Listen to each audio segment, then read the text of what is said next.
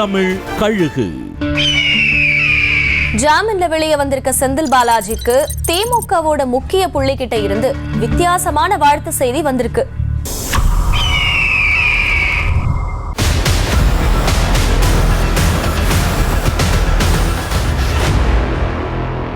சிறையில இருந்து ஜாமீன்ல வெளிவந்த செந்தில் பாலாஜி திமுகவோட பவர் சென்டர்கள்ல ஒருத்தரை சந்திச்சப்ப வாங்க தளபதின்னு சொல்லி வரவேற்றிருக்காராம். அது மட்டும் இல்லாம இனிமே தான் உங்க வேலை ஆரம்பிக்குதுன்னு போய் சட்டமன்ற தேர்தல் வேலையை மேற்கு மண்டலத்துல ஆரம்பிங்கன்னு உற்சாகமா சொல்லி அனுப்பியிருக்காராம். திமுகல மறுபடியும் செந்தில் பாலாஜி முக்கிய புள்ளியா வலம் வர்றதுக்கு பவர் சென்டரோட ஆதரவு முழுசா இருக்குன்னு சொல்லப்படுது.